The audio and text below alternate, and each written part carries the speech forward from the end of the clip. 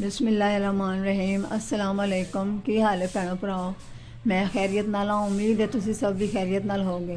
अल्लाह पाक तुहानू अपनी हिफ्ज़ो अमान च रखे, तुहानू सलामत रखे ते अल्लाह पाक मैनू ते मेरे वेखण वालियां नू उम्रे ते हज दी सादत नसीब फरमाए। आमीन सुम्मा आमीन। ए वेखो अज मैं कपड़े धोते ने दोपहर नू, बस हुण सुक्कण वाले ने।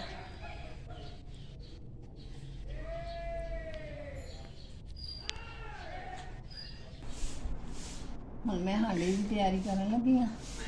हांडी बनाने वास्ते मैं लसन प्याज बना लगी हाँ। मैं अज बना रही हूँ चिकन। मैं अज बना रही हूँ अजवैन वाला चिकन। तो मैं सबसे पहले अजवैन में पाना लगी।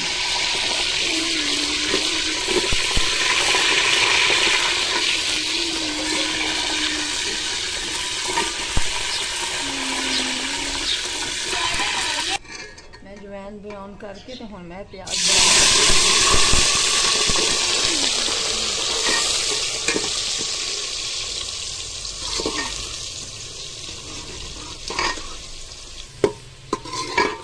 प्याज ब्राउन हो रहे हैं। थोड़े ब्राउन हो जाए तो मैं लसन अदरक का पेस्ट पानी उन्होंने मैं कुट के रख लिया।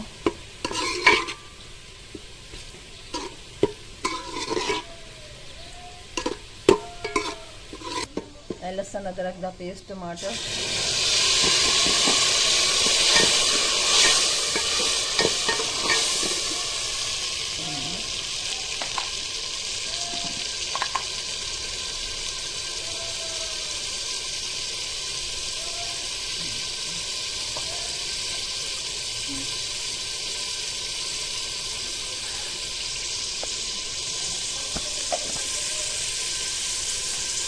चिकन पा दिता। चिकन फ्राई करनी है अच्छी तरह।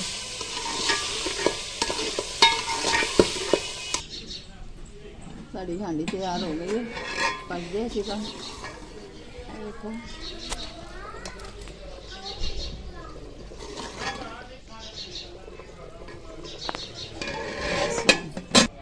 हम मैं बर्तन धोन लगी हाँ।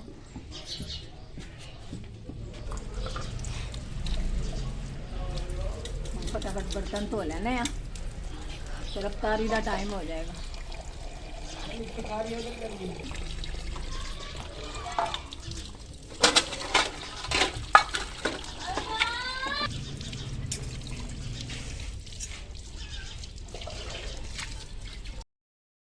चलो बच्चों अजान होगी, रोज़ा खोलो।